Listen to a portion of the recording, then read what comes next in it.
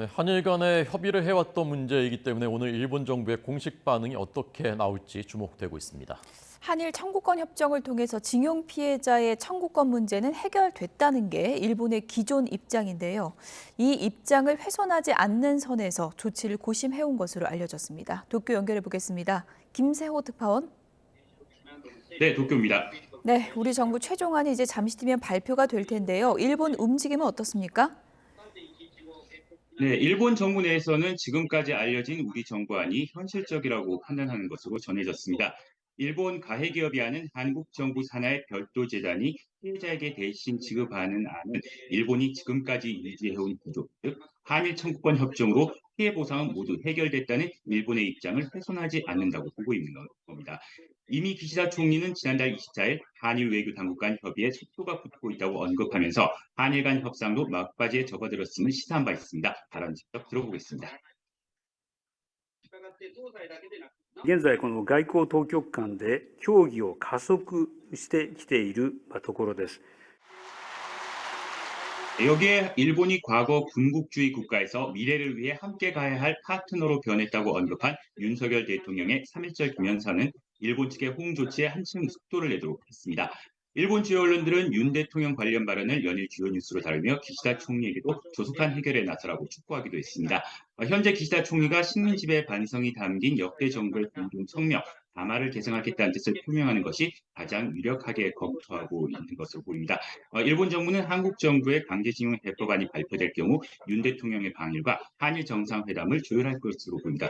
그리고 조금 전 20여 분 전에 기시다 총리가 국회 중의원 예산안에 출석을 했었는데요. 이때 자민당 측 의원으로부터 이 강제징용에 대한 질문을 받았습니다. 이때 답변을 하야시 외무상이 답변을 했는데 한일 간 건전한 관계로 돌아가기 위해 의사소통을 지속하고 있다라는 원론적인 답변을 반복했습니다. 아마 우리 정부의 구체적인 안이 나온 뒤 이 구체적인 일본 측의 입장이 나오지 않을까 생각하고 있습니다.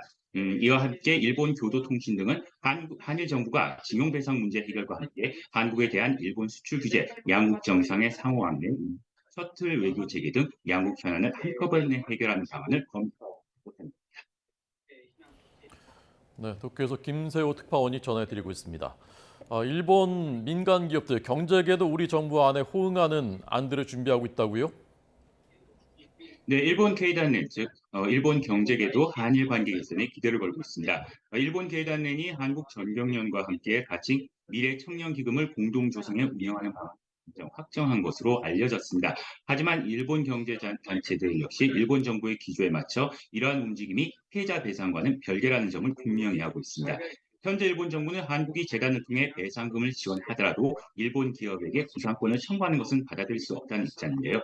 다만 일본 정부 내에서도 일본 기업이 자발적으로 기부하는 것까지는 반대할 수 없지 않겠느냐는 견해도 나오고 있는 것으로 전해졌습니다. 이 때문에 우리 정부 산하의 재단에 일본 계단례를 중심으로 가해 기업들의 기부가 포함될지 여부에 관심이 쏠리고 있습니다. 네, 지금 일본에서도 우리 정부의 해법안을 놓고 여러 배경을 분석하고 있을 텐데 어떤 내용이 나오고 있습니까? 우선 요미우리 신문 등 일본 언론들은 한국 정부가 지난 1월 내놓은 제시안에 대해 한국 정부 내에서도 심중론이 있다고 전했는데요. 그러나 북한의 위협이 고조되고 이에 따라 한미일 연계를 강화해야 하는 상황에서 징용 문제를 반드시 풀어야 한다는 윤 대통령의 인식이 강하게 작용하는 것으로 보고 있습니다. 또 올해 하반기 이후는 한국 총선 국면에 가까워진 만큼 민감한 한일 현안을 풀려면 지금이 적기라고 판단하고 있는 것으로 분석했습니다. 다만 한국 정부가 야당을 중심으로 한 정치권과 시민단체, 징용 피해자들의 반발을 어떻게 극복할 것인지는 과제로 보고 있습니다. 지금까지 도쿄에서 전해드렸습니다.